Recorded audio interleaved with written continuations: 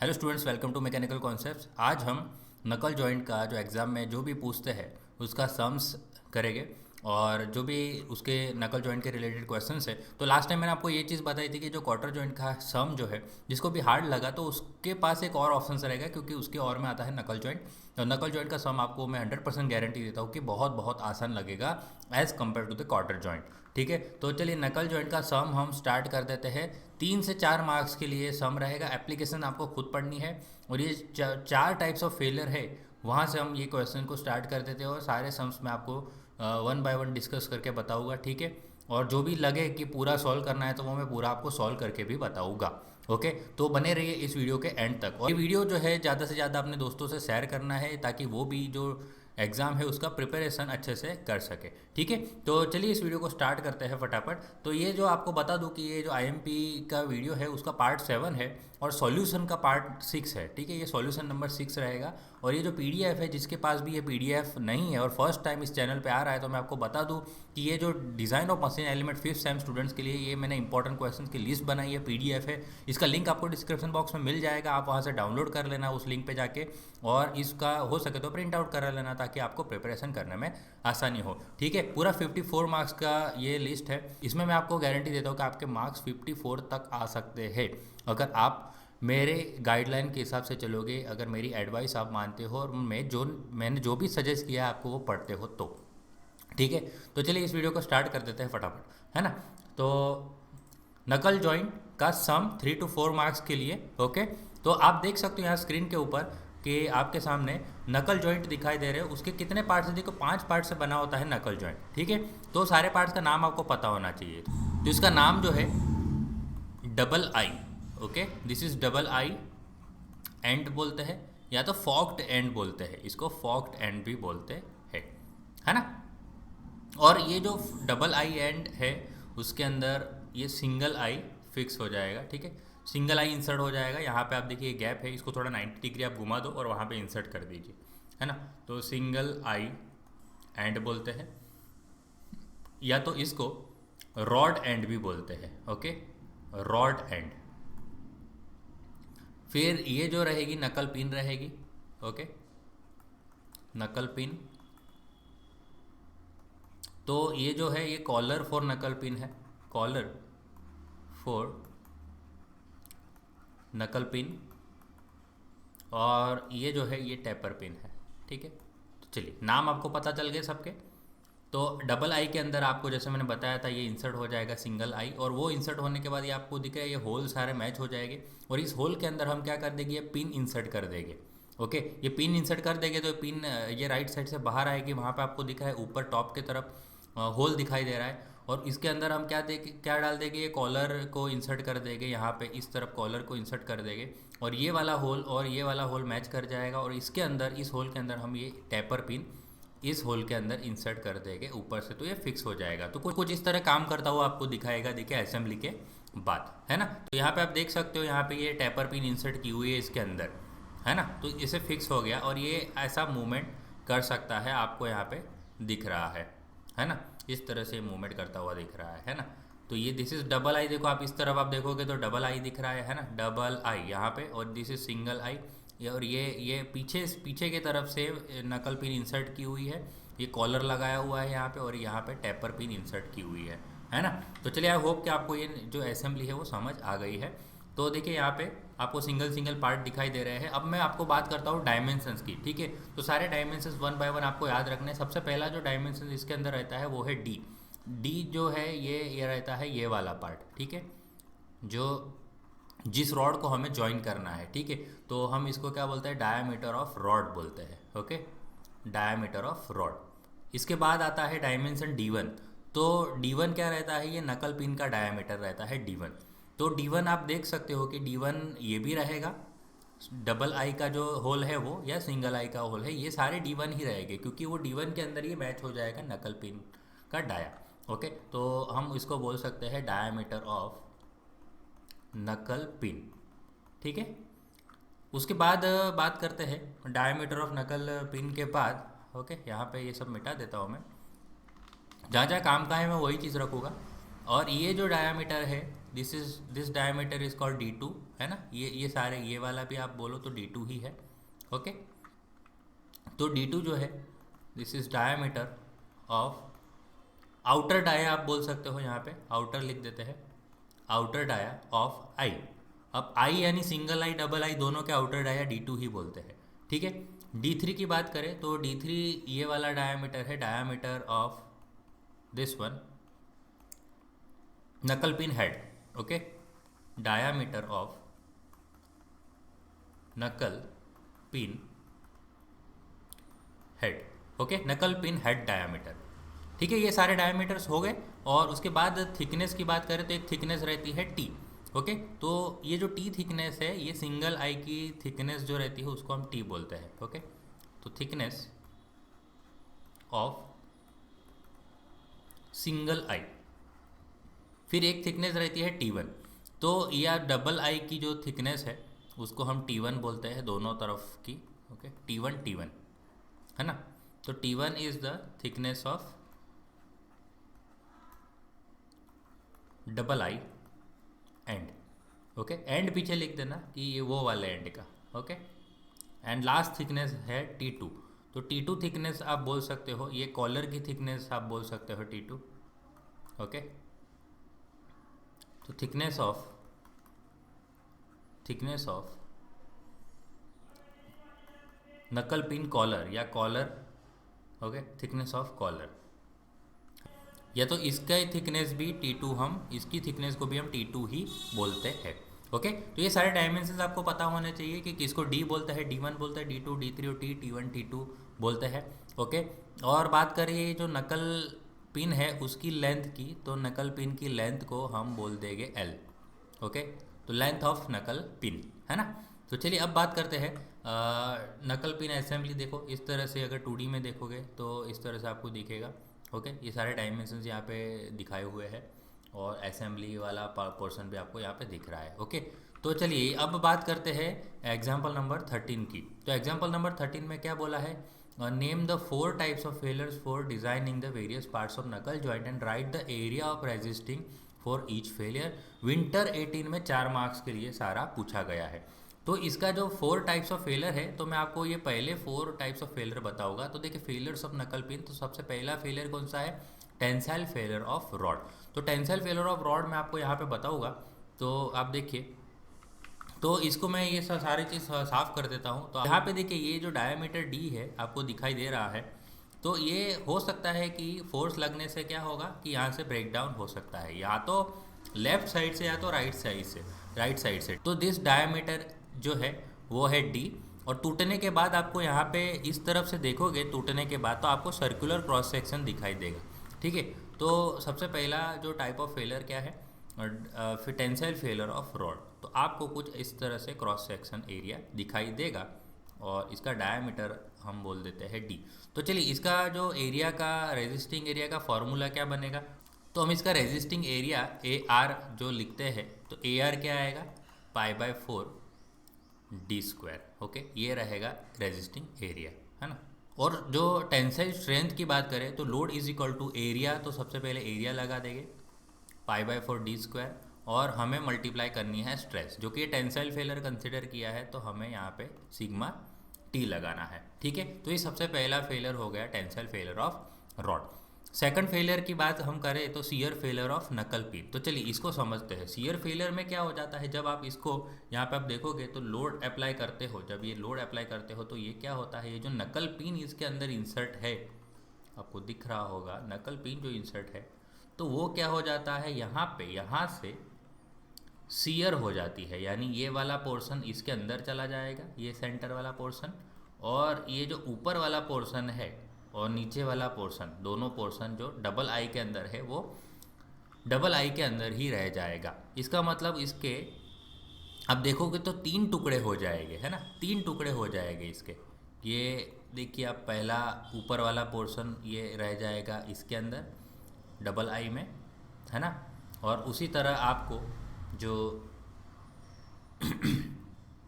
नीचे वाला टुकड़ा है वो भी नकल पिन डबल आई के अंदर रह जाएगा।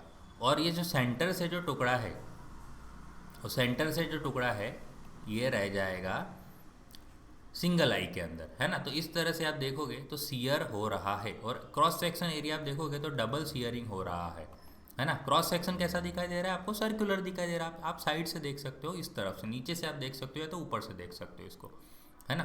तो इसका क्रॉस सेक्शन, तो नकल पिन के डायमीटर की बात करें तो हमने नकल पिन का डायमीटर क्या लिया था? D1 लिया था, है ना। ये वाला डायमीटर हमने क्या लिया था? D1 लिया था।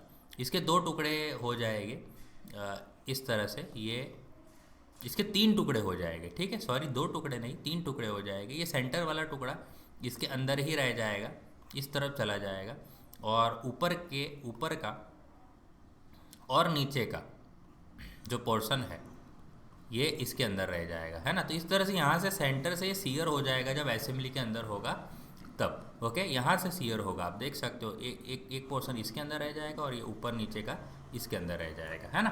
तो आई होप कि आपको समझ आ गया है। तो चलिए, इसका क्रॉस सेक्शन कैसा दिखाई देगा? तो इसका क्रॉस सेक्शन भी आपको तो सर्कल ही दिखाई देने वाला है, ओके। तो यहाँ क्रॉस सेक्शन बना देते हैं। और डायमीटर की बात करें तो डायमीटर इसका क्या रहेगा? D1 रहेगा, ओके। तो रेजिस्टिंग एरिया की बात करें तो रेजिस्टिंग एरिया हमें डबल लिखना है, बराबर, 2 टाइम्स, क्योंकि दो एरिया बन रहे हैं, ऊपर भी और नीचे भी। तो 2 टाइम्स लिखना है π/4 D1 स्क्वायर, ठीक है। ये रेजिस्टिंग एरिया बन गया। अब लोड की बात करें तो लोड क्या हो जाएगा? तो रेजिस्टिंग एरिया होगा π/4, 2 टाइम्स π/4 D1 स्क्वायर, ये हो गया हमारा एरिया, और मल्टीप्लाई बाय स्ट्रेस। तो स्ट्रेस कौन सी है? सीयर फेलियर है, तो आपको क्या लगाना है? टाउ लगाना है ना। तो दो फेलियर हमारे यहाँ पे हो गए, पहला टेंसाइल फेलियर ऑफ रॉड, दूसरा shear failure of knuckle pin. चलिए थर्ड फेलियर की तरफ बढ़ते हैं। हमें 4 फेलियर लिखने हैं, तो मैं आपको 4 फेलियर एक्सप्लेन करूँगा। फेलियर ऑफ सिंगल आई और रॉड एट इन टेंशन। अब इसमें क्या होता है? अब इसके अंदर आप देखोगे तो मैं आपको यहाँ से एक्सप्लेन करूँगा कि जब ये असेंबली के अंदर होगा तो ये जो सिंगल आई वाला पार्ट है ये ब्रेक डाउन हो सकता है यहाँ से, है ना। इस तरह से ब्रेक डाउन हो सकता है, ओके। तो आप देखोगे तो ये टूटने के बाद आपको कैसा दिखेगा, मैं आपको बता देता हूँ। यहाँ पे टूटने के बाद कुछ आपको इस तरह से दिखाई देगा, है ना। ये आप देख सकते हो, पूरा नहीं बना रहा, पीछे से जो आपको समझ आ जाए उतना ही बना होगा। तो आप ये देख सकते हो ये टूट गया है इस तरह से, है ना, यहाँ से टूटा हुआ है ना। और जो दूसरा उसका पोर्शन है वो कुछ अलग होके इस तरफ चला गया, ओके। तो इस तरह से ब्रेक डाउन हो जाता है। और आपको यहाँ से अगर एरिया देखने की कोशिश करोगे तो आपको कुछ इस तरह से दिखाई देगा, एक रेक्टेंगल दिखाई देगा, ओके। इस तरह से सेंटर में गैप है, देखिए होल का गैप है, और बाजू में इस तरह से हैसिंग बना देना है, ठीक है। डायमीटर की बात करें तो ये देखिए, डायमीटर के अंदर हमने ये डायमीटर क्या लिए थे, याद करो। अंदर वाला डायमीटर क्या है? D1, और बाहर वाला डायमीटर क्या है? D2 है, ठीक है। तो यहाँ पे भी हम उसी तरह D1 और बाहर का डायमीटर D2 बताएंगे, और इसका जो थिकनेस था T था, है ना, ये सब आपको, इसीलिए मैंने पहले ही आपको डायमेंशंस बता दिए। तो चलिए, इसका क्रॉस सेक्शन एरिया कैसा दिखाई देगा?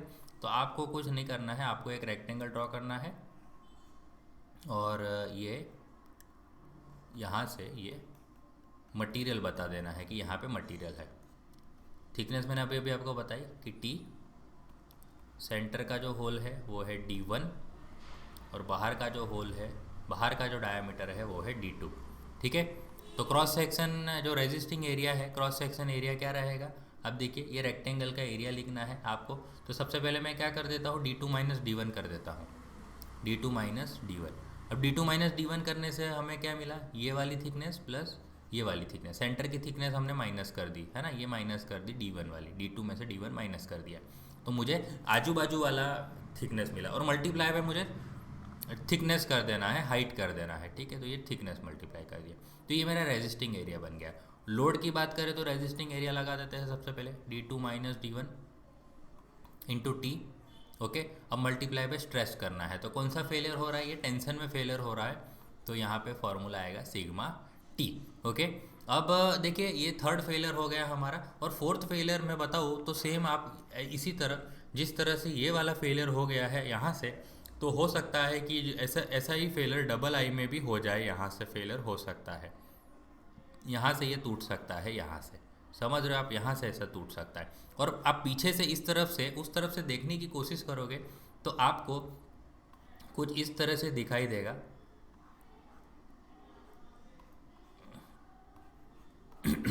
तो यहाँ पे आप देखो ये वाला ऐसा दिखेगा, और दूसरा भी इसी तरह आपको यहाँ पे देखने मिलेगा ऐसा, क्योंकि ये क्या है, डबल आई है, तो ऐसा आपको ऊपर भी और नीचे भी देखने मिलेगा। ओके, तो आप इस तरह से कुछ इसको समझ सकते हो। और यहाँ है ना, मैंने आपको दूसरी तरफ से बना के दिखाया है ना।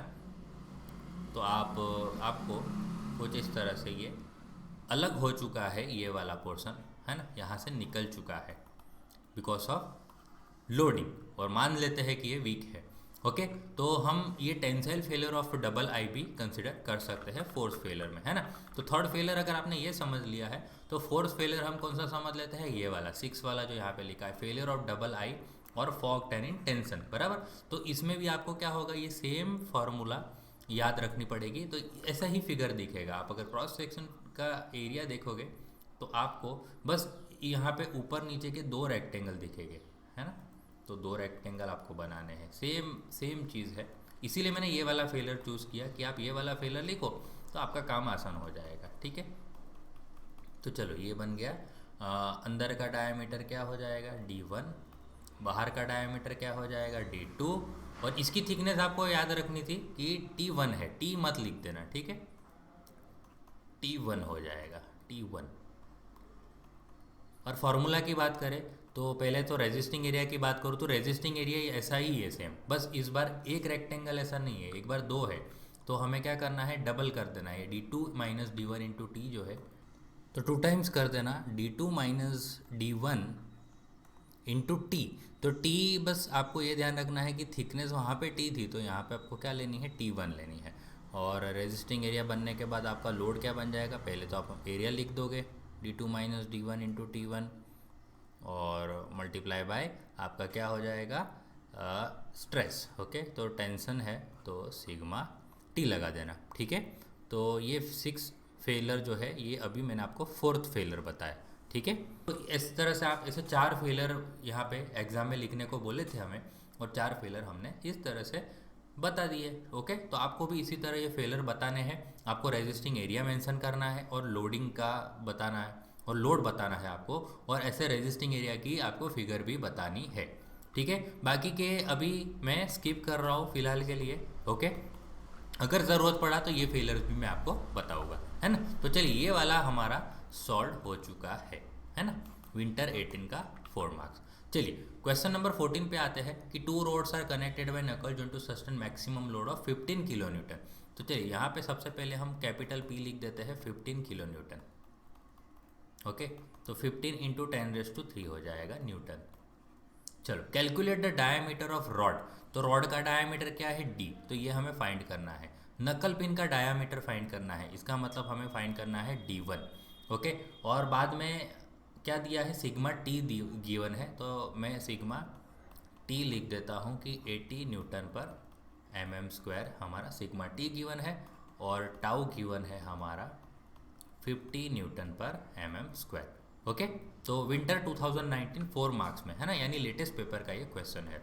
तो सबसे पहले देखिए हम फेलर कंसिडर करेंगे, जो मैंने आपको बताया सबसे पहला फेलर ये वाला जो टेंसाइल फेलर ऑफ रॉड है। तो हम यहाँ पे लिख देते हैं considering tensile failure of rod, considering tensile failure of rod. तो आपको ये याद होना चाहिए कि उसका क्रॉस सेक्शन एरिया कैसा दिखेगा, ठीक है। तो यहाँ पे ये D बना देते हैं। तो फॉर्मूला क्या आएगा, load is equal to area resisting area क्या है, π/4 d², और स्ट्रेस हमें क्या लेना है, टेंसाइल है तो सिग्मा टी वाली स्ट्रेस लेनी है। चलिए लोड गिवन है, कितना लोड गिवन है, 15 इंटू 10⁻³ लोड गिवन है, तो यहाँ पे लिख देते हैं 15 इंटू 10⁻³ π/4 d² सिग्मा टी क्या गिवन है, 80 गिवन है, तो चलिए 80 लिख देते हैं। तो यहाँ से हमें डायमीटर ऑफ रॉड मिल जाएगा d। ओके, तो d वाला डायमीटर फाइंड कर लेते हैं, 15 इंटू 10⁻³ मल्टीप्लाई बाय 4 कर देना, डिवाइड बाय 80 इंटू पाई कर देना, बराबर ब्रैकेट बना के, और जो d² का आंसर आएगा उसको अंडर रूट करना है, तभी आपका आंसर आएगा, है ना। अंडर रूट किए बिना आपका आंसर नहीं आएगा। तो 15.45 जिसको आप ले सकते हो 16 mm, ठीक है। तो आपका रॉड का डायमीटर का आंसर क्या आया है, 16 mm, है ना। तो ये एक काम आपका यहाँ पे हो चुका है। ओके, तो चलिए अभी बात करते हैं सेकंड पार्ट की, है ना, कि हमें क्या फाइंड करना है, diameter of knuckle pin find करनी है। तो चलिए उसके लिए हमें क्या करना पड़ेगा, डबल सीयर जो सेकंड फेलियर मैंने आपको बताया था वो लेना पड़ेगा, shear failure of knuckle pin. Okay, तो यहाँ पे हम लिख देते हैं कंसिडरिंग डबल सीयर लिखता हूँ मैं यहाँ पे, double shear, considering double shear failure of knuckle pin. ठीक है, तो नकल पिन का जो फेलियर है डबल सीयर होता है और उसका भी क्रॉस सेक्शन तो सर्कल ही दिखेगा टूटने के बाद, और उसका डायामीटर आपको D1 लेना है। ठीक है, D मत ले लेना। तो लोड इज इक्वल टू क्या हो जाएगा, 2 टाइम्स π/4 D1 स्क्वायर, ये होगा resisting area, multiply by stress, यहाँ पे टाउ आएगी। ठीक है, तो चलिए लोड क्या गिवन है, 15 इंटू 10⁻³ गिवन है। 2 टाइम्स लगा देते हैं, π/4 लगा देते हैं, D1 स्क्वायर लगा देते हैं, और टाउ जो गिवन है 50 गिवन है। चलिए यहाँ से मिल जाएगा D1, तो D1 हम कैलकुलेट करते हैं तो क्या आ रहा है, 15 इंटू 10⁻³ इंटू 4 डिवाइड बाई, आपका आंसर आ रहा है 50 इंटू पाई इंटू 2, तो कुछ आंसर आ रहा है 190 पॉइंट समथिंग, और उसका अंडर रूट करते हो तो आपका आंसर आ रहा है 13.81। ठीक है, तो 15E3 में एक बार क्रॉस चेक कर लेता हूँ यहाँ पे, डिवाइड बाई 2 पाई इंटू 50, तो 190, हाँ तो वही 13.81 हमारा आंसर आ रहा है यहाँ पे, तो जिसको मैं यहाँ पे ले रहा हूँ 14 mm। बट एक चीज़ आपको यहाँ पे ध्यान रखनी है कि ये आपका फाइनल आंसर नहीं है। ओके, क्यों, क्योंकि जो आप क्वार्टर जॉइंट में डिज़ाइन करते थे और नकल पॉइंट में डिज़ाइन करते थे उसमें एक डिफरेंस ये है कि क्वार्टर जॉइंट में हम सारे फेलियर ले लेके डायमेंशंस फाइंड करते थे, बट नकल पिन में ऐसा नहीं है। नकल पिन में जो सारे डायमेंशंस फाइंड करते हैं वो एम्पेरिकल रिलेशन से फाइंड करते हैं, और उसके बाद जो फेलियर्स लेते हैं उससे सिर्फ चेकिंग होती है ना। तो यहाँ पे ये जो डायामीटर हमने निकाला है वो डायामीटर अभी ये फाइनल नहीं है। इसमें आपको क्या करना है, जो नकल पिन होती है वो एक्चुअली बेंडिंग भी होती है, तो बेंडिंग की इफेक्ट को भी अगर कंसिडर करना है तो आपको वो जो डायमीटर है उसको D जितना लेना है, बराबर। तो आपको क्या करना है मैं आपको बता रहा हूँ, आपको यहाँ पे क्या लिखना है, कंसिडरिंग द बेंडिंग इफेक्ट। आप ये सेंटेंस लिख देना, considering the bending effect bending effect of knuckle pin. ये इफेक्ट को कंसिडर करने के लिए आपको लिखना है कि taking D1 equal to D, बराबर।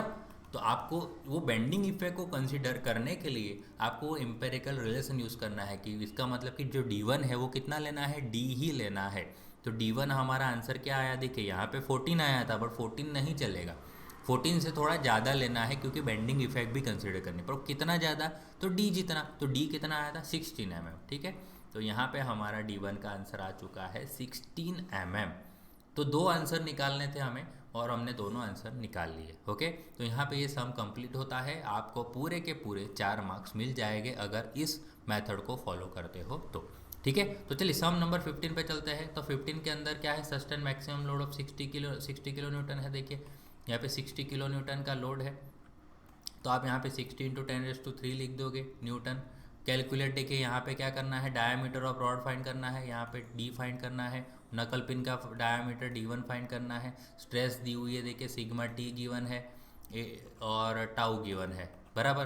तो ये समर 19 में 3 मार्क्स में, तो ये एकदम कॉपी सम है। यहाँ पे बस खाली लोड की वैल्यू अलग दे दी है और दोनों जो स्ट्रेसिस है वो तो देखिए 80-50 है, सिर्फ लोड चेंज कर दिया है, बाकी पूरा कॉपी सम है। ये बाजू वाला सम ही देख देख के आपको करना है, खाली लोड का आंसर 15 इंटू 10⁻³ की जगह पे आपको इस बार 60 इंटू 10⁻³ करना है। चलिए नेक्स्ट सम पे तरफ चलते हैं। तो नेक्स्ट सम के अंदर क्या है, design knuckle pin to resist 40 kilo newton का लोड रेजिस्ट करना है। तो लोड कितना गिवन है, 40 इंटू 10⁻³ में थोड़ा अभी स्किप करूँगा सारी चीज़ लिखने का। Okay, allowable stresses F T यानी मेरा सिग्मा T गिवन है देखिए 65 न्यूटन पर mm²। Okay, and F S यानी टाउ गिवन है 50 न्यूटन पर mm²। ओके, और एफ सी आर यानी सिग्मा क्रसिंग जो गिवन है 120 न्यूटन पर mm²। Determining the diameter of rod और थिकनेस ऑफ सिंगल आई। तो चलिए डायमीटर ऑफ रॉड फाइंड करने के लिए हमें क्या करना पड़ेगा, कंसिडरिंग कंसिडरिंग, या आप थोड़ा लिख देना tensile failure, considering tensile failure of rod. तो आपको यहाँ पे फिगर बना देना है, डी वाला लिख देना, ये सब आप कर देना, ठीक है। तो यहाँ पे मैं P is equal to pi by 4d² area हो जाएगा मल्टीप्लाई बाय सिग्मा टी। तो यहाँ से मैं डी निकाल लेता हूँ 40 × 10⁻³ pi by 4 into d² into sigma T कितना है 65 है। तो चलिए डी का आंसर मैं आपको बताता हूँ, 40 × 10⁻³ इंटू 4 डिवाइड बाय आपका 65 पाई अंडर रूट आंसर, तो 27.99, 27.99। इसका मतलब आपका आंसर यहाँ पे 28 mm लेना है, ठीक है। तो एक काम हो चुका है हमारा, डायमीटर ऑफ रॉड फाइंड करना। अब थिकनेस ऑफ सिंगल आई, तो थिकनेस ऑफ जो सिंगल आई है वो बात मैं करूँ तो थिकनेस ऑफ सिंगल आई होता है, थिकनेस ऑफ सिंगल आई जिसको हम टी होता है, जिसको हम टी बोलते हैं, तो वो टी इज इक्वल टू जो इसका आंसर होता है वो होता है 1.25 डी होता है with empirical, using empirical relation. Okay, तो इम्पेरिकल रिलेशन देखो तो 1.5 डी होता है, तो डी कितना है 28, तो 1.25 इंटू 28 करोगे तो आपका आंसर 35 mm आ रहा है। तो यहाँ पे आपका ये फाइनलाइज हो चुका है आंसर, तो 35 mm यहाँ पे आ चुका है, बराबर। तो thickness of single I using empirical relation आप ये ले सकते हो, यहाँ पे आप लिख सकते हो कि यूजिंग इम्पेरिकल रिलेशन। ओके,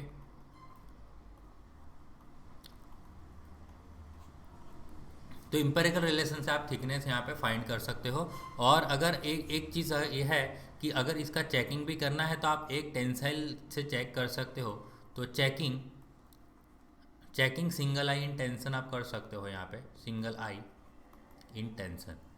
तो एक टेंशन में हम चेकिंग कर लेते हैं, तो टेंशन में जो फेलियर हो रहा था वो कंसीडर कर लीजिए आप, जैसे मैंने आपको बताया था आगे।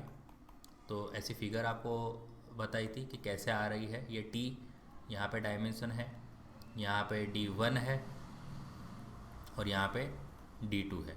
तो यहाँ पे लोड इज इक्वल टू क्या था हमारा, D2 minus D1 into T था, और सिग्मा टी इंड्यूस करते थे क्योंकि इस बार हम चेक कर रहे हैं, ठीक है। तो P कितना है भाई 40 × 10⁻³ है, D2 माइनस D1। ओके, पर यहाँ पे आपको D2 निकालना पड़ेगा, एक चीज़ है। तो D2 कैसे निकालोगे, तो D2 मैं यहाँ पे आपको बता देता हूँ। मैं आपको एक चीज़ बता देता हूँ कि जो सारे डायमेंशंस है ना, तो वो चीज़ मैं आपको यहाँ पे 2 मिनट लगेगी, मैं सारे डायमेंशंस आपको यहाँ पे 1 बाय 1 बता देता हूँ, ठीक है। तो सबसे पहले जो डायमीटर आपको D निकालना वो तो आप सीख गए हैं, ठीक है। तो D तो ठीक है, जो D1 है वो तो आपको D लेना है बेंडिंग को कंसिडर करके, ये भी मैंने आपको अभी अभी बता दिया। D2 जो लेते हैं वो 2 टाइम्स D लेते हैं, ठीक है। तो 2D ले लेना है D2। D3 की बात करें तो D3 हमें लेना होता है 1.5D लेना है, ठीक है। ये ऐसा है कि ऐसा नहीं कि याद नहीं रह सकता है, बहुत ही आसान है, तो आसानी से याद रह जाएगा ये। थिकनेस T जो लेना होता है वो होता है 1.25D, सॉरी ये 5 है, ठीक है।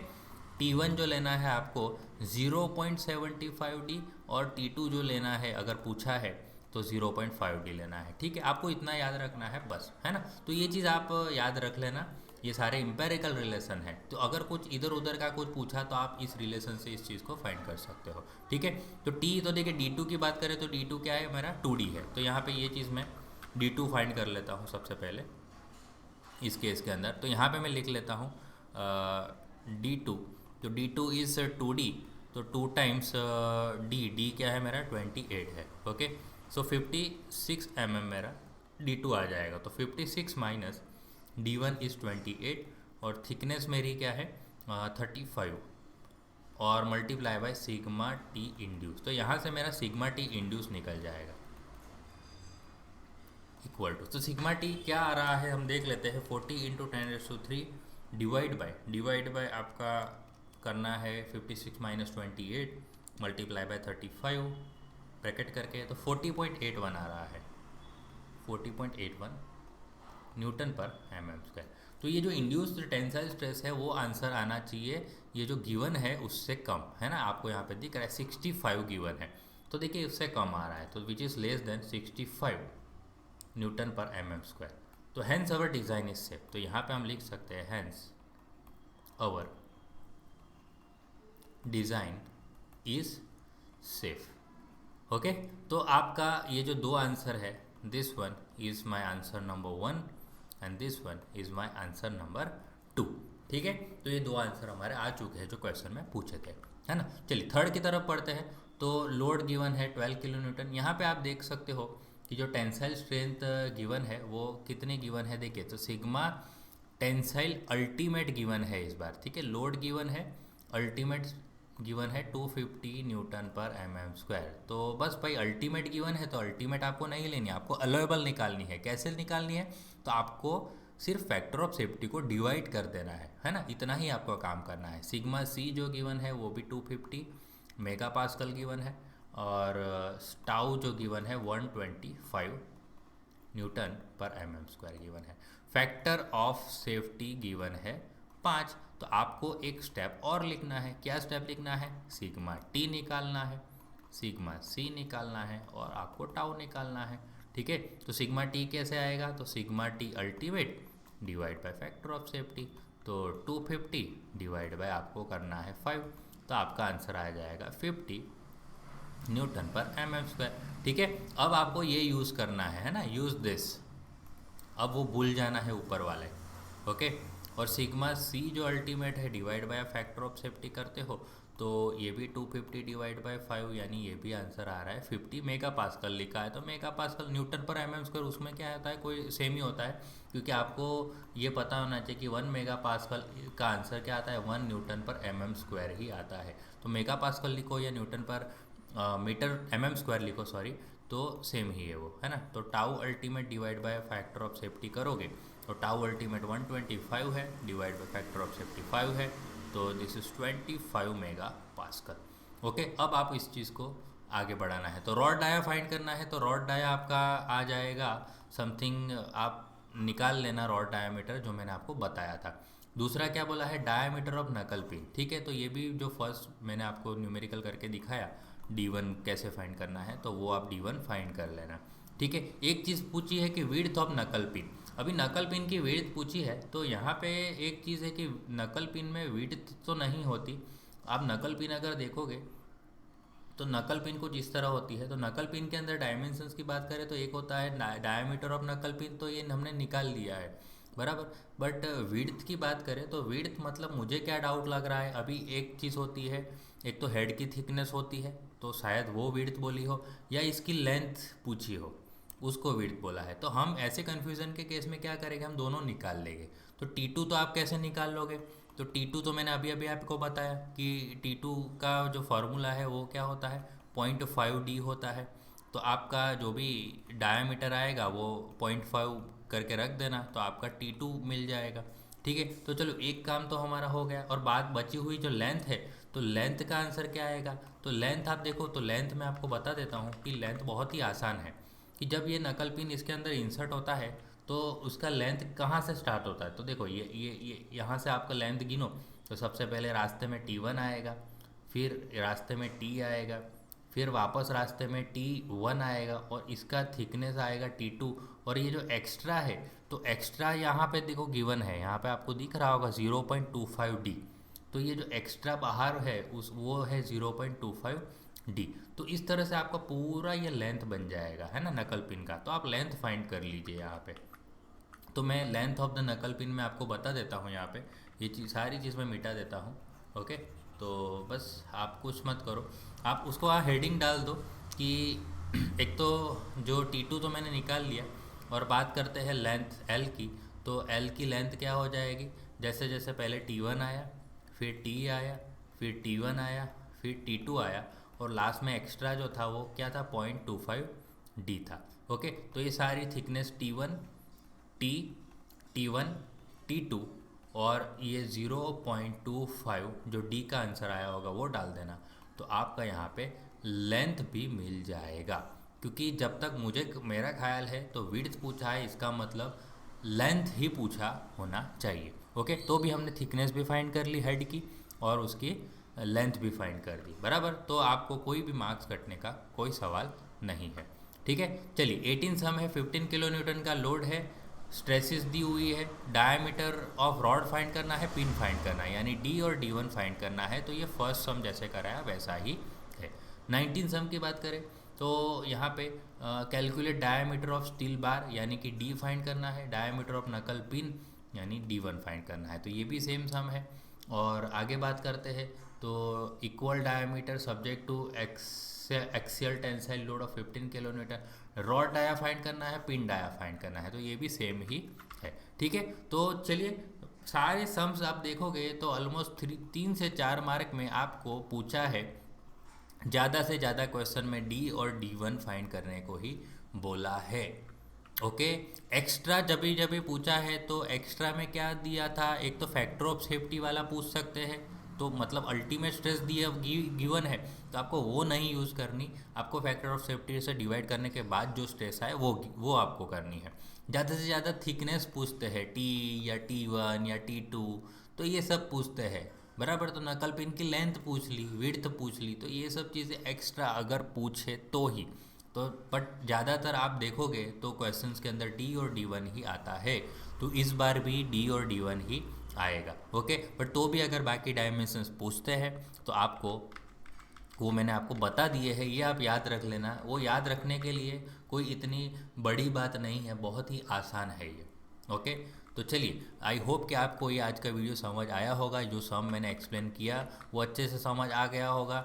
ज़्यादा से ज़्यादा इस वीडियो को अपने दोस्तों से शेयर कीजिए कि वो भी अच्छे से प्रिपरेशन कर पाए, ओके। तो उम्मीद करता हूँ ये जो नकल पिन का जो सम है वो अगर 4 मार्क्स में या 3 मार्क्स में पूछा और रॉड या नकल पिन का डाया या इसमें से कुछ इसी तरह कुछ क्वेश्चन आया तो आप अच्छे से सॉल्व करके आओगे और 4 में से 4 या तो 3 में से 3 मार्क्स लेके आओगे, ठीक है। तो I hope you enjoyed the video. मिलते हैं आप नेक्स्ट वीडियो में। थैंक यू, जय हिंद।